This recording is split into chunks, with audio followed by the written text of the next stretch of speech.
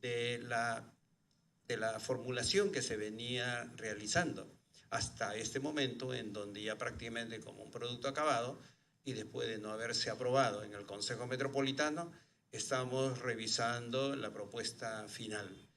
Pero, y esto es lo valioso, y esto es lo interesante de esta experiencia con todos ustedes, todos actores involucrados con el plan, porque la normativa regulada por el Ministerio de Vivienda establece que todos los planes, desde el plan de desarrollo metropolitano hasta los planes específicos, tienen que ser sometidos a consulta ciudadana, tienen que estar sometida a opinión de los diferentes actores, y eso es lo que hoy estamos haciendo.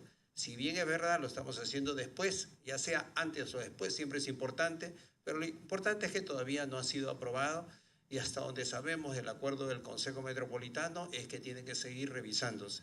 Y yo creo que esto sirve como oportunidad para poder hacer algunos ajustes.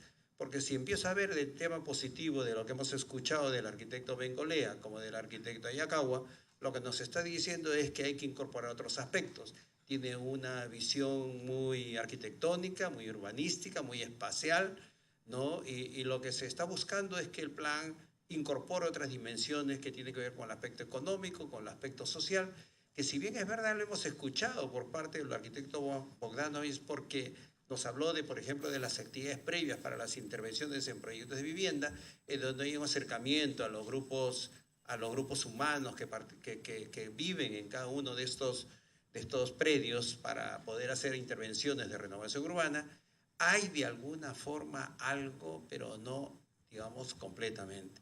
También vale la pena señalar, porque en una de las cartas sí nos respondió ProLima, en una carta que nos aclara el arquitecto Bogdanovich, respecto a las observaciones cuando cuestionamos la naturaleza del plan, y nos dijo que el plan se construía sobre la base de los acuerdos adoptados en la Convención de la Haya, y en donde se aprueban los lineamientos para la preservación de los bienes culturales. Pero también señaló que se ajustaba a la normativa, y hoy lo volví a repetir al comienzo de su presentación, se ajustaba a la normativa que establece el Ministerio de Vivienda a través del Reglamento de Acondicionamiento Territorial, Decreto Supremo 022, y que plantea los puntos que deben tratarse en los planes específicos y lo asocia al plan maestro con un plan específico. ¿Por qué lo menciono? En realidad lo menciono no solamente por una discusión general, sino porque acá estamos acompañados con representantes del Ministerio de Vivienda y Construcción.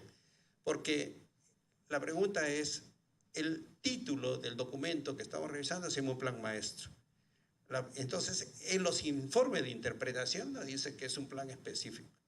Pero la pregunta es, ¿está regulado el plan maestro? Y el plan maestro no está regulado por ninguna norma. ¿Por qué no salimos de la denominación y le llamamos plan maestro? Porque queremos involucrar otros conceptos, porque nos damos cuenta que la realidad nos exige plantear otros mecanismos de intervención, porque si no, no vamos a lograr los objetivos.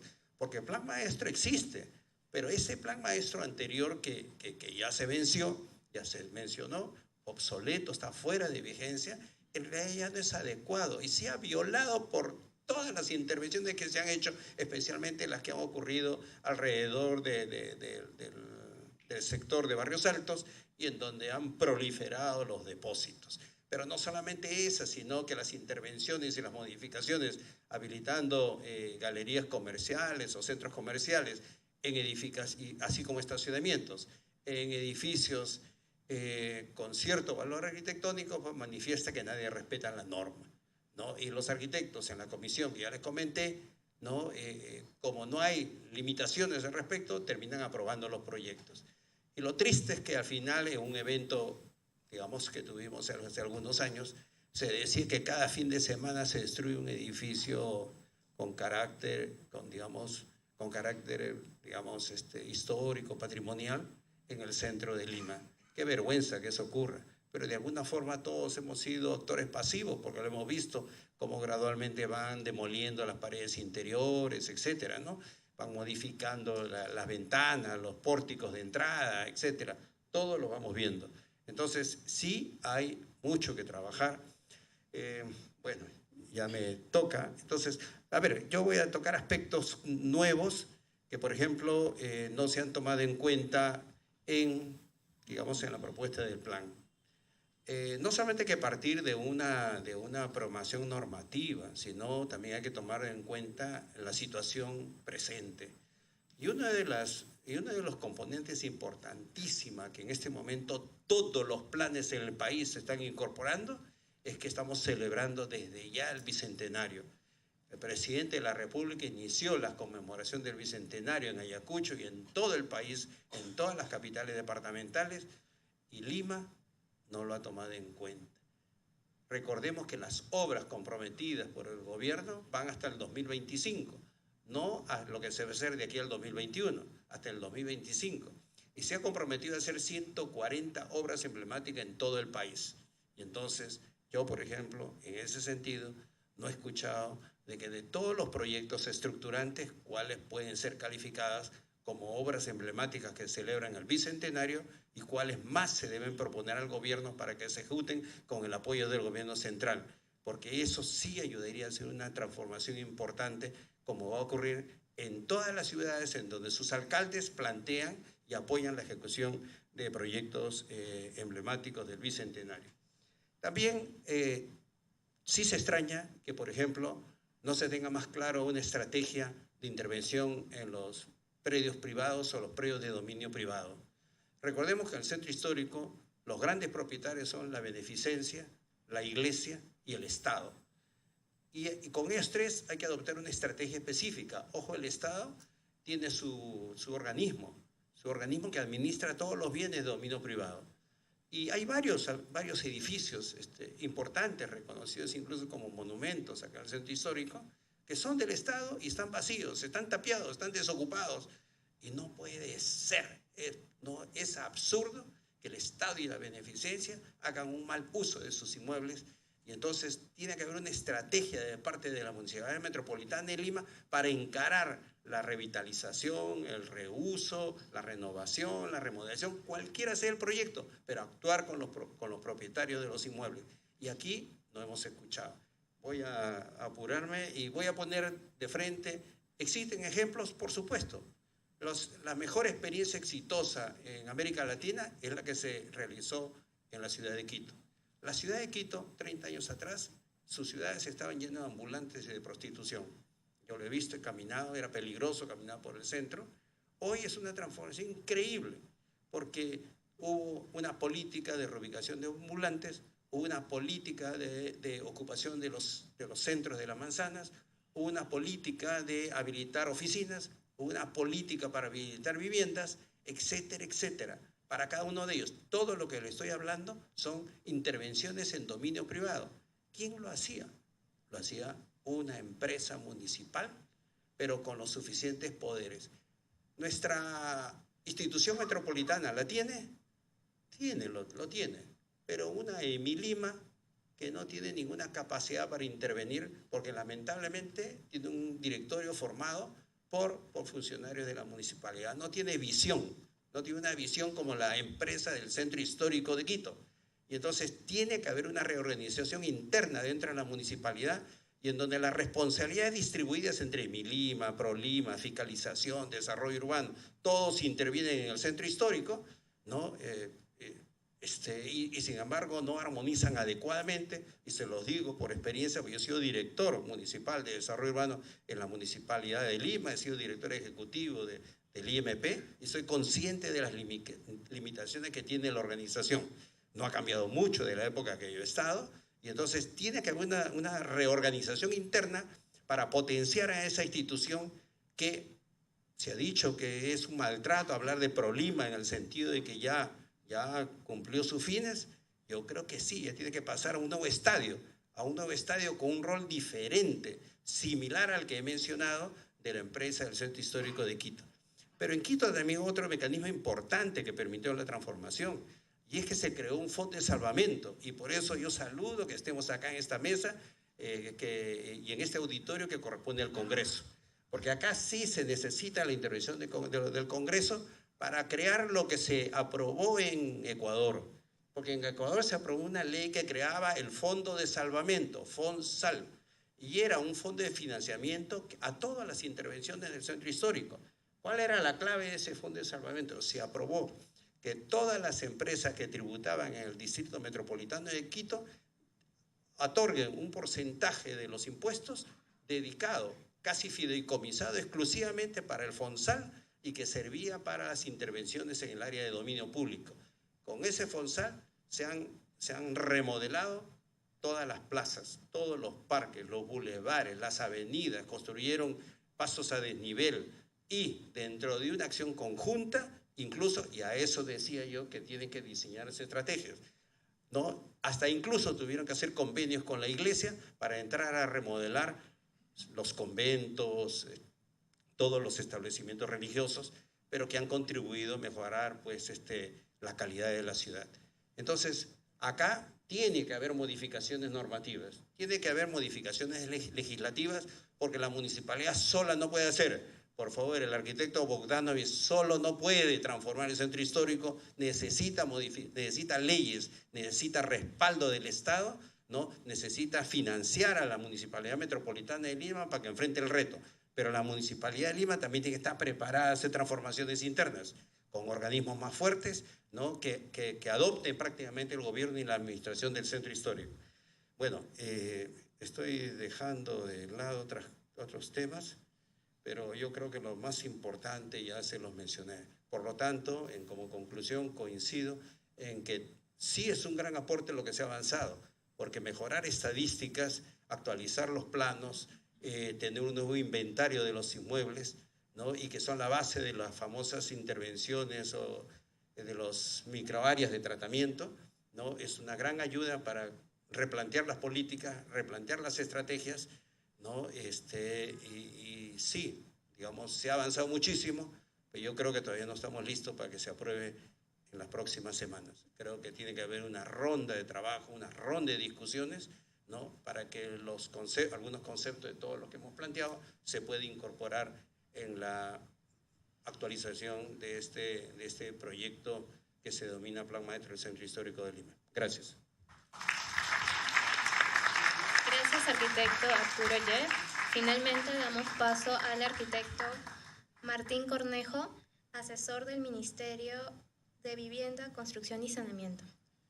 Bien, creo que hay primero tres aspectos que hay que saludar del trabajo que se ha hecho. Uno es, evidentemente, hay una tarea colosal de análisis, de investigación, de dibujo, que no tiene precedente alguno en Perú. Es realmente la información más completa que tenemos de cualquier espacio, de cualquier centro poblado en el Perú. También es bueno saludar la consulta pública porque creo que es un ejercicio sano y además hay una excelente disposición de parte de ProLima y de la municipalidad para recibir digamos, todo lo que vamos a adicionar desde las demás instancias. Es más, acabo de hablar antes de empezar el foro, estoy hablando con Luis Martín y me decía que ya estaban revisando algunas cosas que habían salido del Ministerio de Vivienda. Y también un tercer punto es que es bueno ver dentro de todo que ese plan que se ha venido desarrollando en gestiones anteriores, ha venido un alcalde de una nueva gestión y decide de todas maneras continuar con lo trabajado y no agarrar y simplemente empezar desde cero y foja cero porque es una nueva gestión, ¿no? Creo que eso es lo que buscamos en todas las gestiones ediles y ejecutivas, es que haya continuidad del trabajo que se ha venido realizando. Dicho eso, en verdad, obviamente, lo que todos han dicho, el documento es extenso y es un documento que tiene que involucrar a un montón de agentes, por lo tanto es probable que se necesite un resumen ejecutivo que permita que se socialice con actores políticos y con diferentes instituciones, ¿no? Eso es primordial. De las observaciones que han hecho, creo que hay dos principales tipos de observaciones, que son las observaciones de metodología y las observaciones de propuesta, ¿no? La metodología, en realidad, de acuerdo con lo que decía el arquitecto Arturo Yep, el plan maestro es un plan específico y, como tal, tiene que ir regulado dentro de la normativa que regula los planes de acondicionamiento territorial y desarrollo urbano. En este caso es el Reglamento de Acondicionamiento Territorial y Desarrollo Urbano Sostenible, que es reciente y que ha sido también recientemente modificado, ¿no? Establece cuál es la metodología de trabajo dentro de la que tendría que haberse regido el plan propuesto y habla de la delimitación del diagnóstico, una delimitación de objetivos, los tipos de intervención urbana, los programas, las propuestas de planificación vial, etapas, el trazado y finalmente la zonificación de ubicaciones, ¿no?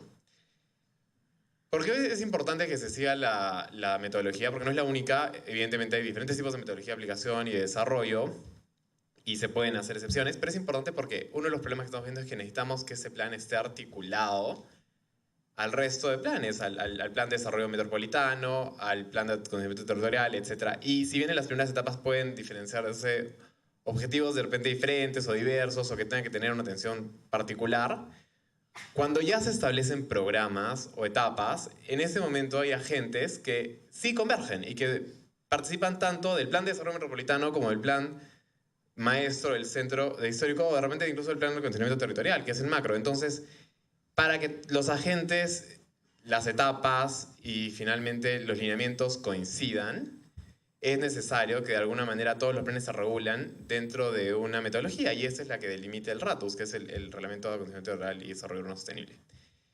Eso ya lo está trabajando y de hecho la mayor parte de los puntos que he escrito que forman parte de ese documento sí están y aparecen dentro del plan maestro. Entonces, hablamos de un diagnóstico de cerca de 600 páginas, más anexos, ¿no? Que tendría que haber delimitado, ayudar en el primer punto del segundo reglamento del RATUS, ayudar a delimitar y votar un diagnóstico. Y precisamente el diagnóstico, más allá de hacer el extenso trabajo que han hecho, que me parece valiosísimo, tendría que habernos emitido una problemática y profundizar bastante en ella, y eso es lo que de repente es un poco las carencias más latentes que tiene el plan, ¿no? Que es, no tiene una problemática tan estructurada que nos permita trazar objetivos puntuales, y eso es algo que creo que fácilmente puede ser extraído con el enorme diagnóstico que tenemos. Hay un tema de desarrollo urbano sostenible que tiene que enfocarse en las dimensiones de la pobreza urbana, que son el enfoque económico, social y ambiental, y la multidimensionalidad de la pobreza, que es una dimensión espacio-temporal, y esta tiene que ver con temas de informalidad, con temas de desempleo, dentro del enfoque espacio-temporal que tiene el desempleo, porque el desempleo también se manifiesta en la ciudad, la informalidad, la falta de empoderamiento, los temas de inseguridad ciudadana, y todos los puntos que conforman la pobreza urbana, ¿no? que están mencionados y sí están contenidos dentro de las propuestas que ha trabajado el plan, pero no están estructurados de acuerdo a una definición de la problemática, lo que contribuiría mucho más a identificarlos y a poder, a partir de esa identificación, también trazar el siguiente paso, que es trazar objetivos, ¿no? Una vez que tenemos definidos los problemas puntuales, según el reglamento nuevamente, podríamos trazar objetivos directos que nos van a delimitar objetivos prioritarios y objetivos específicos. Entonces, una vez que tenemos objetivos prioritarios y objetivos específicos, de esos objetivos específicos sí podríamos trazar proyectos de alcance urbano, porque podríamos, por ejemplo, no sé, hablando de vivienda, si nosotros tenemos digamos, ya identificado un diagnóstico de cuál es el déficit de vivienda, cuáles son los tugurios, etcétera, cuáles son las vocaciones finalmente del suelo respecto a vivienda, podríamos, por ejemplo, enfocar el problema de la vivienda en diferentes tipos de intervención urbana, ¿no? Que son, por ejemplo, la reurbanización, la habilitación urbana, la renovación urbana, pero desde la problemática que hemos identificado, por ejemplo, la informalidad. Entonces, en realidad, si vamos a atacar la vivienda, hay que atacarla desde la informalidad, que es que hay que sanear el suelo, pero a la vez hay que dar incentivos, porque la informalidad se genera precisamente porque hay un reparto injusto de beneficios y cargas del suelo urbano. Entonces,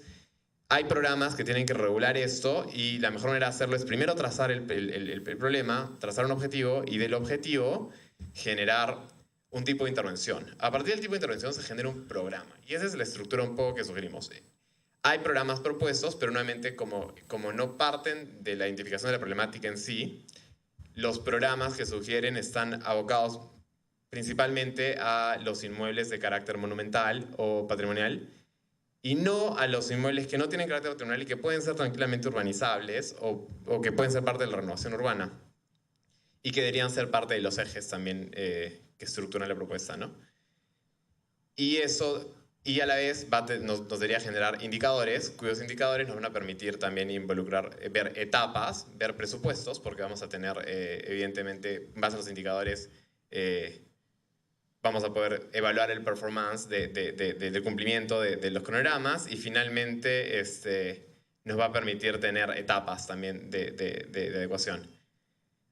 Y recién cuando, digamos, tenemos identificados los programas, debería salir una propuesta de zonificación, ¿no? Porque en el tema vial, si es que nosotros no hemos identificado cuál es la problemática, ¿cómo podemos plantear una solución de articulación vial cuando no la tenemos estructurada? No tenemos estructurado un eje que habla de, digamos, del componente de la movilidad dentro de la problemática. Entonces, si esta estuviese estructurada, podríamos a partir de ahí ver cómo se tiene que estructurar el centro en base a las necesidades. Lo mismo para los usos de vivienda, por ejemplo, estamos viendo el macrosector 2, que es una zona que está mapeada como monumental, donde en realidad se está tratando de erradicar el comercio, que sería un problema alto porque es una zona ahorita con una vocación bastante comercial, pero que de todas maneras tiene que incentivar la vivienda. Entonces ahí lo que hay que hacer más bien es identificar la dinámica y tratar de generar propuestas que conversen con este tipo de híbrido, ¿no? Que es la vivienda y el comercio. Lo mismo, por ejemplo, con la zona de Barrios Altos, que colinda cerca de Gamarra, en donde se quería generar una vocación netamente de vivienda, pero habría que articularla también con la dinámica comercial que actualmente existe en la zona. Entonces, primero se tendría que identificar la problemática, ver los ejes, como son, por ejemplo, la informalidad o el desempleo, y en base a eso generar objetivos, y esos objetivos nos limitarían los nuevos ejes. Creo que una vez que uno analiza a profundidad el plan, nuevamente, sí hay componentes relacionados a estos aspectos, porque sí hay una dentro de la sectorización hay una propuesta de vivienda, una propuesta de comercio, a pesar que el nombre del macro sector es solamente, digamos, vivienda monumental o monumental turismo. Sí hay una convalidación de esta zonificación de usos, pero no responde dentro del enfoque metodológico al objetivo. Entonces, y el objetivo no responde a un problema. Entonces, creo que si bien el contenido y el programa de proyectos es interesante, no hay que hacer un reajuste en la estructuración del plan para que converse una metodología, y creo que ahí va a ser más factible poder adicionar las propuestas que se están generando, que van a terminar de complementar el enorme trabajo que ya se ha hecho, y que en realidad no tendría por qué tampoco ser anulado, ¿no? Tendría que, al contrario, servir como base, reestructurarse medianamente, porque tampoco es un trabajo que esté del todo desordenado, y sobre esto complementarse con proyectos de enfoque urbano, que es, creo que, la línea intermedia que está faltando entre, digamos, los lineamientos establecidos para el desarrollo y todo el diagnóstico trabajado, ¿no? Que es una gama intermedia que enfoque el desarrollo de los macrosectores en base a las necesidades que la pobreza urbana ha generado en todo el centro.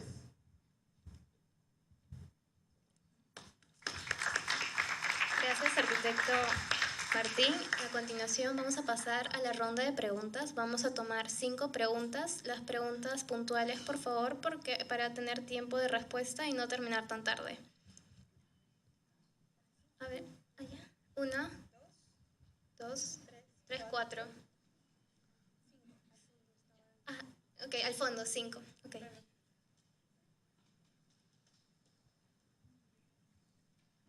Buenas tardes con todos. Un saludo a los ponentes y a la concurrencia, y muy agradecido por organizar este importante y necesario conversatorio. Mi nombre es Vladimir Velázquez, vivo en el Callao, pero me intereso mucho por Lima y sobre todo por saber quiénes son los actores y los responsables de llevar a buen puerto a la ciudad.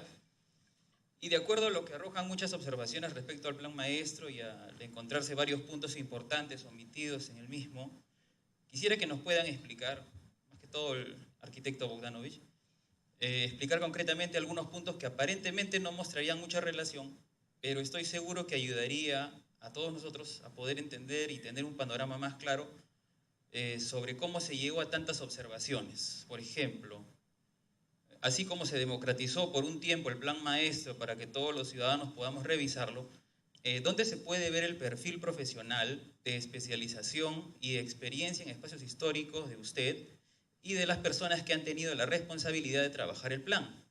¿Y cuál ha sido la modalidad de contratación para ellos? Pregunto esto porque, revisando solo algunos nombres de los encargados de trabajar el plan, se ve que hay una buena coincidencia en la presencia de un grupo llamado Patrimonio Arquitectónico PUC, de la Universidad Católica, el cual usted integra. Y para terminar, tengo entendido que la señora Diana Álvarez Calderón, ex ministra de Cultura, trabaja directamente con el alcalde Muñoz. Pero en la gestión del exalcalde Castañeda y en esta nueva gestión del alcalde Jorge Muñoz Wells, la señora María Rosa Álvarez Calderón, hija del señor Arturo Álvarez Calderón Wells, encargada de comunicaciones del Museo del Señor de los Milagros y próxima a presentar un unilibro del Señor de los Milagros, es muy cercana a usted y defensora al 100% de este plan, tal como ella lo demuestra en sus redes sociales. ¿Cuál es la función que ocupan las señoras Álvarez Calderón en esta gestión municipal? Gracias. Tenemos acá la persona de lentes. ¿Qué tal? Buenas noches.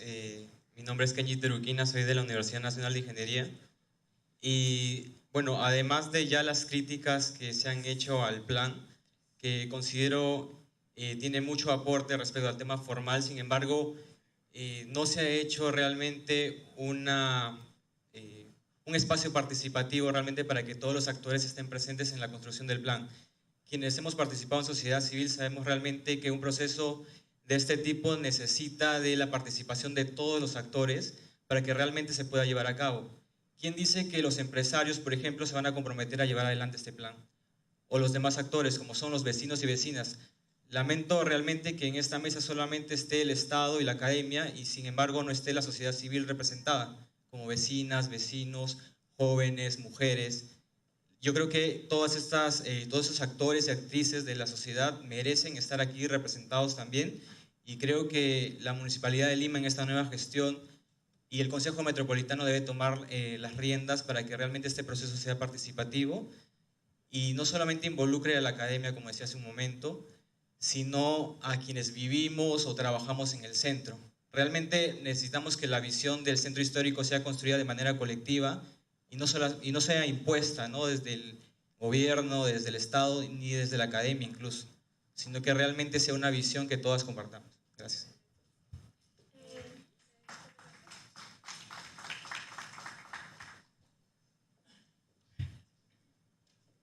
Buenas noches, mi nombre es Mariela Gallegos, soy abogada del sector privado, vecina del Cercado de Lima, asidua al centro histórico desde mi niñez y básicamente vengo acá porque estoy muy interesada justamente en el futuro del plan.